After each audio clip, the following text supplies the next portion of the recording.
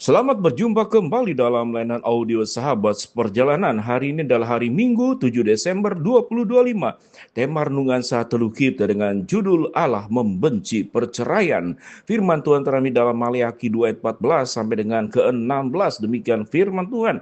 Dan kamu bertanya, oleh karena apa? Oleh sebab Tuhan telah menjadi saksi antara engkau dan istri masa mudamu, yang kepadanya engkau telah tidak setia. Padahal dialah teman sekutumu dan istri seperjanjianmu. Bukankah Allah yang esa menjadikan mereka daging dan roh? Dan apakah yang dikehendaki dalam kesatuan itu? Keturunan ilahi. Jadi jagalah dirimu dan janganlah orang tidak setia terhadap istri dari masa mudanya. Sebab aku membenci perceraian. Firman Tuhan Allah Israel.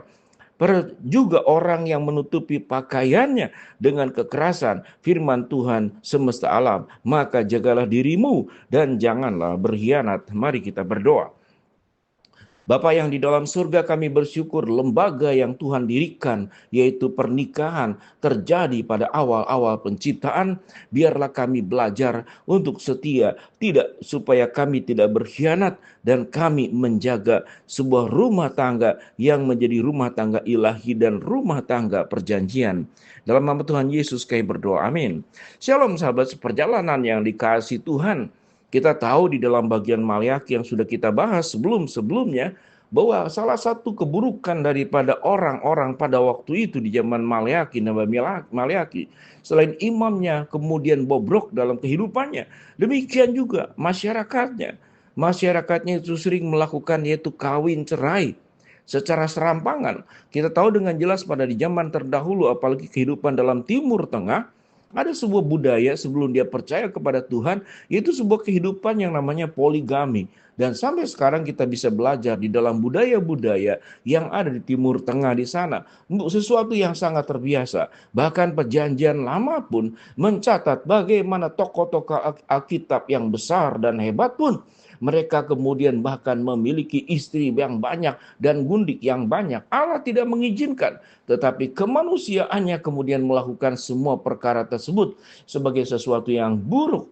Kita tahu dengan jelas banyak pernikahan karena ada pihak kedua, pihak ketiga yang masuk dalam rumah tangga, akhirnya berantakan. Tidak ada yang namanya orang bisa memiliki damai sejahtera dan tenang-tenang saja jika dihianati. Perceraian adalah pengkhianatan. Perceraian adalah sebetulnya sedang melanggar sebuah perjanjian ilahi, perjanjian kudus yang diucapkan di hadapan Allah. Mengapa seseorang itu harus hanya boleh punya satu pasangan? Kita tahu dengan jelas, Allah menciptakan Adam dan Hawa hanya dua. Satu Adam untuk Hawa dan kemudian Hawa untuk Adam. Tidak diciptakan Hawa kedua, Hawa ketiga, atau Adam kedua dan Adam ketiga. Pada zaman sekarang sewaktu ada banyak jemaat yang sharing, Pak Pendeta, kalau dulu mungkin yang tidak setia itu banyak laki-laki. Namun sekarang tidak demikian, sama-sama saja. Wanita-wanita sekarang, istri-istri sekarang juga banyak yang tidak setia. Mungkin karena kesetaraan gender atau kemudian negara yang semakin maju, kesempatan wanita juga punya peluang yang sama. Bahkan wanita-wanita sekarang juga punya katakanlah ekonomi yang seringkali lebih baik daripada yang lelaki. Dan seringkali memang ekonomi yang memadai itu seringkali berpotensi untuk menjadi tidak setia. Kemudian bisa menilai pasangan, waduh sudah tidak cocok lagi untuk saya, tidak satu level lagi. Lalu kita berpikir bahwa memiliki pasangan itu seakan-akan kuliner. Kita bisa cicip sana, cicip sini, ini rasanya apa, itu rasanya apa, yang ini gurih, yang ini manis, yang ini asin. Bukankah kehidupan rumah tangga itu bukan kuliner? Kehidupan rumah tangga yang sudah Tuhan bangun, sebagaimana di dalam ayat yang ke-14 dan ke-16, apa yang dikatakan? Dan kamu bertanya oleh karena apa? Oleh sebab Tuhan menjadi saksi antara engkau dan istri masa mudamu, yang kepadanya engkau telah tidak setia. Padahal dialah teman sekutumu dan istri perjanjianmu. Ada catatan, istri perjanjianmu, suami perjanjianmu. Bukankah Allah yang esa menjadikan mereka daging dan roh? Dan apakah yang dikehendaki dalam kesatuan itu? Keturunan ilahi. Jagalah dirimu dan janganlah tidak setia terhadap istri dari masa mudamu atau suami dari masa mudamu. Sebab aku membenci perceraian. Firman Tuhan Allah Israel. Juga orang yang menutupi pakaiannya dengan kekerasan. Firman Tuhan semesta alam. Maka jagalah dirimu dan janganlah berkhianat. Ada catatan tindakan kekerasan atau mungkin kita sebut saja KDRT. Kekerasan dalam rumah tangga. Baik kekerasan fisik maupun kekerasan verbal. Sebuah rumah tangga tatkala tidak bisa saling menghargai. Maka yang terjadi kekerasan, saling menghina, saling menjelekkan, saling menyalahkan. Kalau kita boleh belajar bagaimana rumah tangga dibangun dan Allah membenci perceraian, maka kita perlu berjuang dengan baik-baik. Yang pertama, bahwa pernikahan itu adalah lembaga yang Tuhan dirikan di dalam kekudusan dan kebenaran. Yang kedua, pernikahan adalah harus menyatakan hubungan satu dengan yang lain di dalam ikatan kasih Kristus, bukan cinta manusia.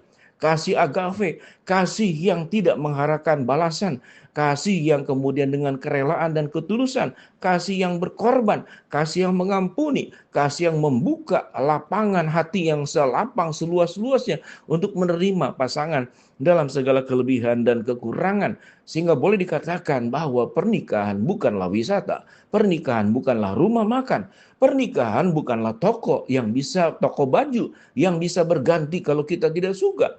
Pernikahan pun juga bukan perjalanan wisata, tidak suka di sini kemudian pindah ke lokasi yang lain. Pernikahan dikatakan adalah sebuah keturunan ilahi, kesatuan roh dan daging di dalam sebuah perjanjian yang esa yang Tuhan dirikan. Dengan demikian sahabat perjalanan, mungkin di antara kita ada yang sudah bercerai atau rencana bercerai atau ingin bercerai tapi tidak berani karena menjaga. Maka jauhkanlah pikiran tersebut. Kalau sudah bercerai, kalau bisa diupayakan untuk rukun kembali, rekat kembali, kemudian bisa bersatu kembali, maka lakukanlah. Maka itu akan sesuatu yang sangat berkenan di hadapan Allah. Tidak ada orang yang sempurna. Seringkali perceraian ditimbulkan adalah karena ketidakmatangan, ketidakdewasaan. Perceraian juga disebabkan seperti yang Maleakhi katakan, karena kita mengizinkan pihak ketiga masuk dalam rumah tangga kita, menghancur leburkan satu dengan yang lain. Biarlah kita menghormati Allah. Sewaktu kita menjaga rumah tangga dengan baik, sesungguhnya bukan yang utama adalah kepada pasangan kita, tetapi yang utama kita menghargai Allah, menghormati lembaga pernikahan yang sudah dibangun dan didirikan oleh Allah. Kita bisa menikmati keindahan dalam rumah tangga. Tatkala satu dengan yang lain bisa menjaga hubungan dengan baik, di sana ada kasih mesra, di sana ada romantisme ilahi yang terjadi. Bisa menikmati sebuah hubungan intim yang diizinkan oleh Allah, yang Tuhan sediakan untuk setiap rumah tangga baik-baik. Janganlah saling menyakiti, janganlah saling menghina, janganlah melakukan kekerasan, baik verbal maupun kekerasan secara fisik. Tuhan membangun rumah tangga di dalam sebuah bangunan ilahi yang dikuduskan oleh Allah dalam kebenaran. Jauhi niat untuk bercerai bagi yang belum bercerai. Yang sudah bercerai, berjuanglah untuk memperbaiki kembali lewat kekuatan dan pertolongan Tuhan.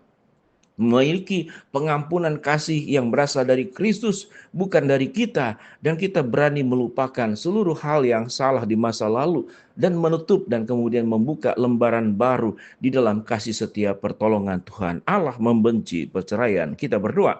Bapa dalam surga, hamba-Mu berdoa buat sahabat seperjalanan yang sakit, Tuhan jamah sembuhkan. Sahabat seperjalanan yang sedang menghadapi masalah, Tuhan bukakan jalan. Yang sedang berdoa mengharapkan sesuatu, Tuhan kabulkan sesuai waktu dan rencana Tuhan yang terbaik. Di dalam nama Tuhan Yesus kami berdoa. Amin. Shalom. Tuhan memberkati kita semua.